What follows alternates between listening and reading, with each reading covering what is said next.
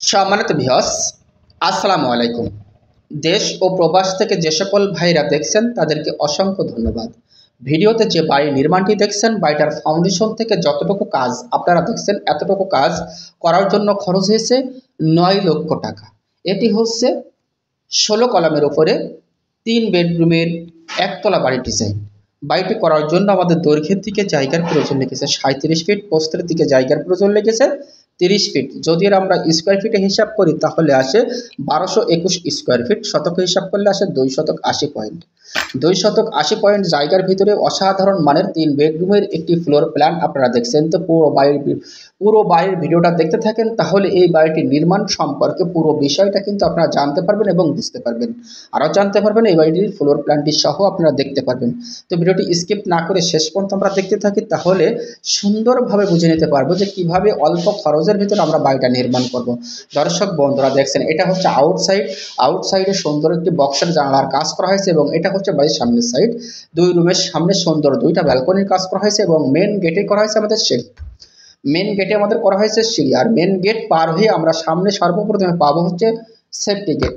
এটা হচ্ছে সিঁড়ির সামনের সাইডটা। তো বাড়িটি মূলত আমাদের ১৪টা কলামের পরে করা হয়েছে, কিন্তু আমরা প্ল্যানে করেছি ১৬টা কলাম, কিন্তু মূল বাড়িটা করা হয়েছে ১৪টা কলামের উপরে। এটা হচ্ছে গেট এবং সামনে হচ্ছে একটি সেফটি গেট।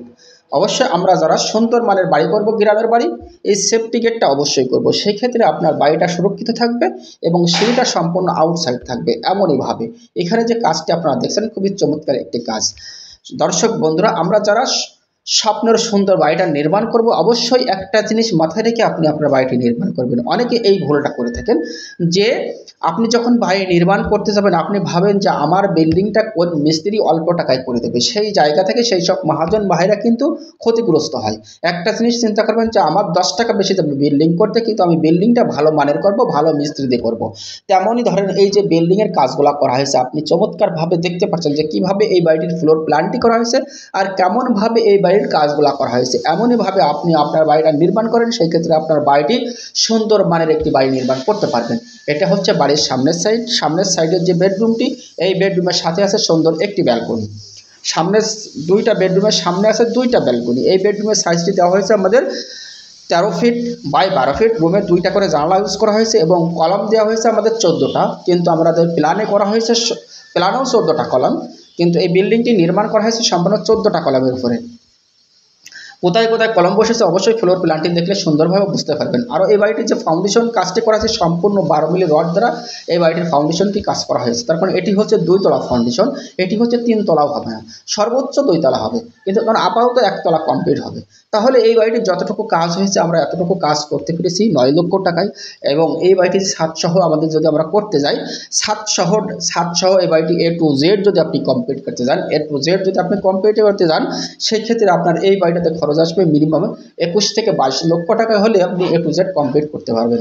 এবং এই বাড়িটার শুধুমাত্র ছাদ করার জন্য এখনও যেখান থেকে আমাদের কাজ হয়ে গেছে এখান থেকে শুধুমাত্র ছাদটা কমপ্লিট করার জন্য আপনার খরচ আছে ৪,৫০,০০০ টাকা এই বিল্ডিংয়ের এই ছাদে।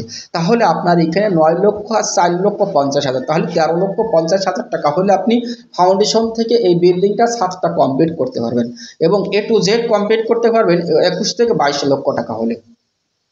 ২১ থেকে ২২ লক্ষ টাকা হলে আপনি এই বাড়িটি A to Z কমপ্লিট করতে পারবেন। তাহলে সঠিক একটি ধারণা আপনি পেয়ে গেলেন।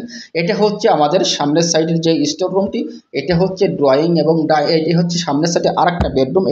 এটা হচ্ছে সামনের সাইডে আরেকটা বেডরুম। বেডরুমের সাইজটি দেওয়া হয়েছে ১২ ফিট বাই ১৩ ফিট। আমি আগেই বলেছি প্রত্যেকটা রুমে ২টা করে জানলা ইউজ করা হয়েছে। এমনইভাবে ৪ ফিট বাই ৫ ফিট জানলা, খুবই সুন্দর একটি পারফেক্ট একটি জানলা। তো ফাউন্ডেশন থেকে যতটুকু কাজ আপনি দেখছেন এতটুকু কাজ করার জন্য আমাদের যে রডের প্রয়োজন হয়েছে ২২০০ কেজি, খোয়া গেছে আমাদের ৬০০০ পিস, গাঁথনির জন্য ইট গেছে আমাদের। ফ্লোর প্ল্যানে আমরা চলে আসলাম। এটা হচ্ছে সিঁড়ি, আর সিঁড়ির নিচ দিয়েই করা হয়েছে আমাদের মেন গেট, আর এটা হচ্ছে সেফটি গেট। আর সেফটি গেট পার হয়ে আমরা সর্বপ্রথমে পাবো হচ্ছে ড্রয়িং এবং ডাইনিং। আর এই ড্রয়িং ডাইনিং থেকে আমরা সামনের সাইডে পাচ্ছি হচ্ছে ২টা বেডরুম। বেডরুমের সাইজ দেওয়া হয়েছে ১৩ ফিট বাই ১২ ফিট। ২টা বেডরুম, পিছন সাইডে রাখা হয়েছে একটা বেডরুম ১৩ ফিট বাই ১২ ফিট। এবং এই রুমের সাথে আছে একটি অ্যাটাচ টয়লেট। এটি হচ্ছে কিচেন, এটি হচ্ছে ড্রয়িং এবং ডাইনিং। তো এটা আপনি কিচেন করলেও করতে পারেন, বেডরুম করলেও করতে পারেন। এটা হচ্ছে আমাদের বাথরুম, এটা হচ্ছে স্টোর রুম, এটা হচ্ছে ড্রয়িং এবং ডাইনিং। তো বাড়িটি করার জন্য দৈর্ঘ্যের দিকে জায়গা লেগেছে 37 ফিট, প্রস্থের দিকে জায়গার প্রয়োজন লাগছে 30 ফিট। যদি আমরা স্কোয়ার ফিটে হিসাব করি তাহলে আসে 1221 স্কোয়ার ফিট, শতকে হিসাব করলে আসে 2 শতক 80 পয়েন্ট। তো খুবই অল্প জায়গা।